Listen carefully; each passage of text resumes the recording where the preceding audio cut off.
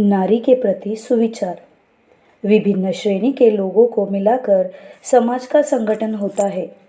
समूची सामाजिक संरचना को देखने पर इसकी विभिन्नता का विशेष महत्व प्रतीत होता है। यदि यह विभिन्नता न होती तो मानव समाज में आज भी सभ्यता की बात तो दूर रहे, प्रस्तर युग भी न आ पाता। अतः जिस विभिन्नता के स्पर्श से उन्मेष की संभावना प्रकट होती है, उसके प्रत्येक भाव, प्रत्येक रूप, प्रत्येक रंग को समान दृष्टि से देखना होगा, समान रूप से स्वीकार करना होगा। यदि ऐसा नहीं किया जाए तो समाज देह का जो अंग उस भाव, रूप या रंग से पुष्ट हुआ रहेगा, अधिकांश जीवों की तरह मनुष्य समाज में भी स्त्रियां पुरुषों से शारीरिक दृष्टि से दुर्बल है। स्नायुओं की दुर्बलता के कारण उनका मन भी कुछ दुर्बल ही होता है, किंतु इतने पर भी समाज के लिए उनका मूल्य पुरुषों से एक पैसा भी कम नहीं। पर स्वार्थी लोग इस मूल्य बोध की उपेक्षा कर स्त्रियों की दुर्बलता के सुयोग का पूरा लाभ उठाते चले आ रहे हैं। मुंह से मातृजाति का नाम घोषित करने पर भी असल में ठीक घर में पाली हुई गाय, भेड़ के समान उसकी अवस्था बना रखी है। जीवन के प्रत्येक क्षेत्र में या तो उनको बहुत थोड़े अधिकार दिए हैं अथवा उनके अधिकारों का उपयोग एकदम पुरुषों की मनमानी के ऊपर निर्भर है। सृष्टि के उषा काल में आदिम मनुष्य में ऐसी अवस्था नहीं थी। सामाजिक सुचिता की आड़ में नारी को बंदिनी रखकर पुरुषों के एकाधिपत्य के विस्तार की कूटनीतिक प्रवृत्ति उस समय के लोगों के दिमाग में नहीं घुस पाई थी। इसीलिए आज भी स्वाधीनता की दृष्टि से आदिम जातियों में उदारता का अभाव नहीं दिखता। स्वभाव से मनुष्य दुराचारी नहीं होता। अधिकांश लोग शांति प्रिय होते हैं। इसीलिए व्यक्तिगत सुचिता के प्रति सब लोगों में एक झोंक भी रहता है और व्यक्ति मन का यह झुकाव ही समष्टि मन की सुचिता का कारण होता है। इसलिए हम देखते हैं कि नारी स्वतंत्रता रहने पर भी तथाकथित अनग्रसर जातियों में जितनी सामाजिक सुचिता है, तथाकथित उन्नत जातियों में उसका शतांश भी नहीं। स्वाधीनता का जबरदस्ती दमन करने के फलस्वरूप मनुष्य के मन में विरोधी प्रतिक्रिया दिख पड़ती है, जिससे कि सुचिता तो बहुत थोड़े समय में ही छूमंतर हो जाती है। तथाकथित उन्नत समाजों में आज की सामाजिक सुचिता के अभाव का अन्यतम कारण यही है। बड़ी बड़ी बातों की आड़ में या दिखावटी धर्म कर्म की आड़ में इस असुचिता को ढक देने की चेष्टा से समाज का कोई वास्तविक लाभ नहीं होने का सांत्वना के झूठे शब्द कहकर या परलोक में स्वर्ग सुख का प्रलोभन देकर जो इहलोक में नारी को पुरुषों की दासी बनाकर रखना चाहते हैं, वे समझ नहीं पाते कि उनकी सांत्वना या उनके स्वर्ग का प्रलोभन नारी को जड़ बनाकर रखने में या पुरुषों की दासी बनाकर रखने में संभव है, सहायक हो, पर इससे मनुष्य समाज का सच्चा हित नहीं होगा। क्योंकि समाज के 50% लोग यदि कुसंस्कार में फंसे रहे, जड़ बने रहे, तो समाज के बाकी 50% लोगों को इन जड़ों का बोझा ढोते हुए आगे बढ़ना बहुत कष्टकर होगा। व्यक्तिगत जीवन में नारी और पुरुष दोनों को समान रूप से सुचिता की आवश्यकता है और इस आवश्यकता की पूर्ति के लिए सच्ची आध्यात्म दृष्टि चाहिए। नारी या पुरुष दोनों में से किसी के प्रति अविचार करने से यह प्रयोजन सिद्ध नहीं हो सकता। मनुष्य मात्र को यह समझना चाहिए कि किसी निर्माण के लिए अथवा सुरक्षा के लिए उसके प्रत्येक अंग प्रत्यंग में एक घनिष्ठ सहयोगिता मूलक आचरण की आवश्यकता होती है। मनुष्य जड़ नहीं, अतः उसका समवायिक संगठन केवल सहयोगिता पर ही नहीं टिका रहता।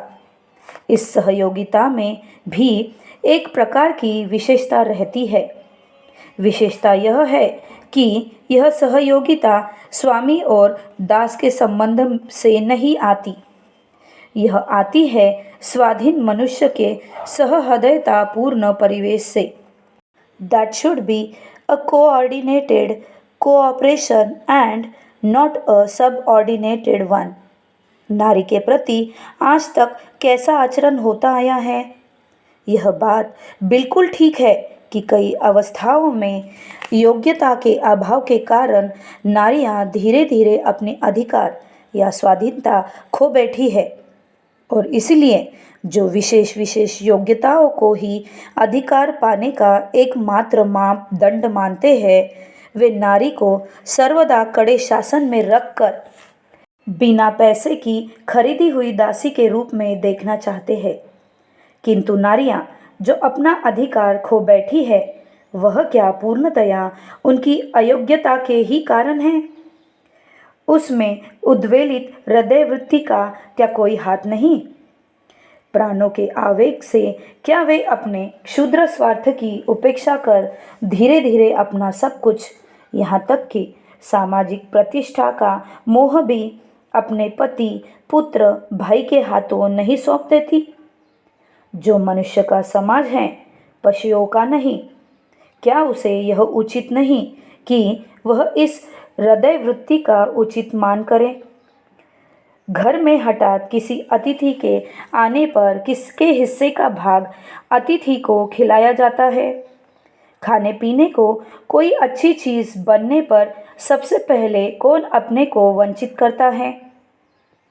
कौन अपने पिता के घर के हिस्से का मोह छोड़कर दूसरे का घर संभालने के लिए जाता है? ये बातें क्या पृथ्वी की अधिकांश नारियों के विषय में प्रयोज्य नहीं है? मैं यह नहीं कहता हूँ कि पुरुष तो साधारण आदमी है और नारी देवी। नारी को देवी नहीं, मानवी समझकर ही उसकी हृदय वृत्ति को विशेषताओं की बात कह रहा हूँ। पति के कष्ट में पत्नी उसकी जिस प्रकार सेवा करती है, पत्नी की अस्वस्थता में पुरुष क्या उतनी सेवा करता है?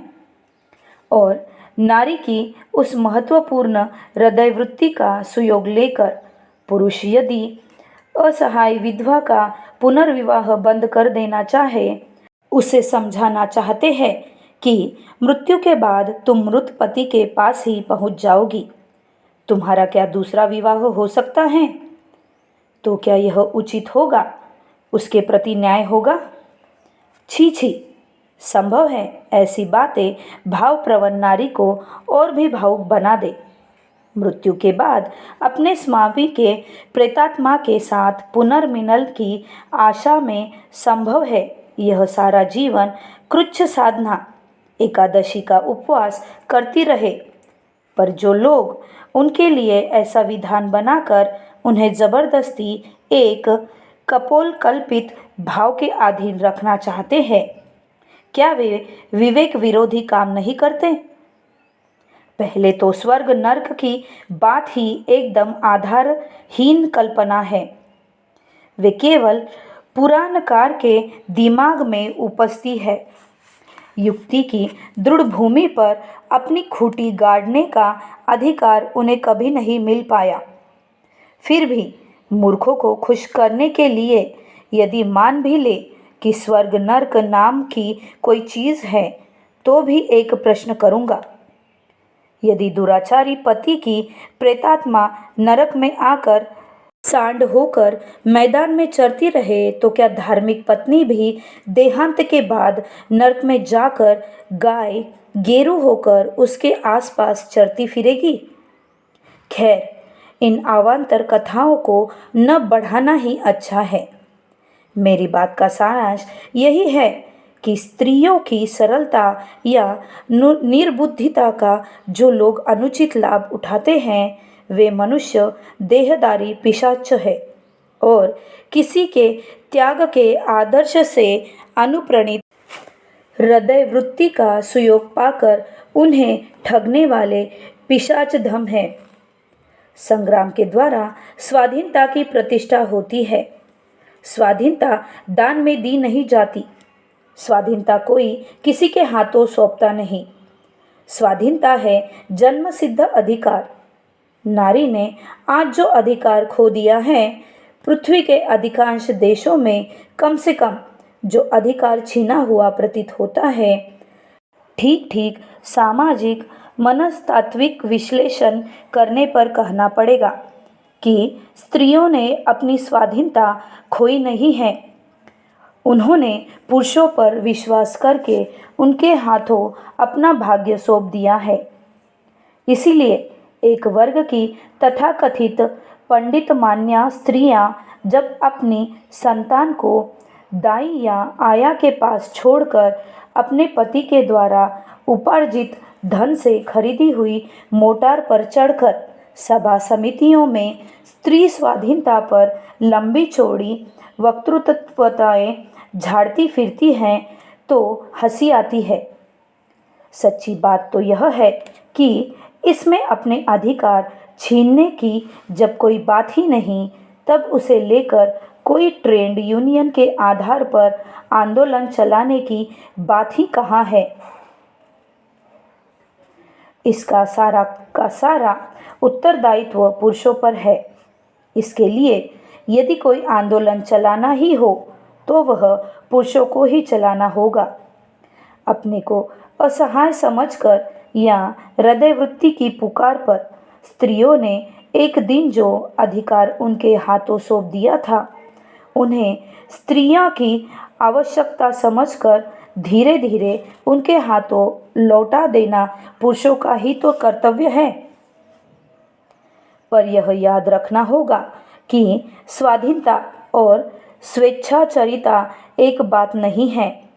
स्त्री स्वाधीनता अच्छी बात है, पर उसके नाम पर स्वेच्छाचरिता को प्रश्रय नहीं दिया जा सकता। स्वेच्छाचरिता चाहे पुरुषों की हो या स्त्रियों की, सामाजिक संरचना को थोड़े दिनों में ही 3-13 कर दे सकती है। इसीलिए जो स्त्री स्वाधीनता की अधिक चर्चा करती है, उन्हें पहले ही इस संभाव्य स्वाधीनता का रूप अच्छी प्रकार समझ लेना चाहिए। किसी सहज सत्य को मान्यता देने के समय भावुकता को जरा भी प्रश्रय नहीं दिया जा सकता। मानवता के आधार पर स्थित युक्तिवाद छोड़कर वहाँ और कुछ भी ग्रहण करने योग्य नहीं।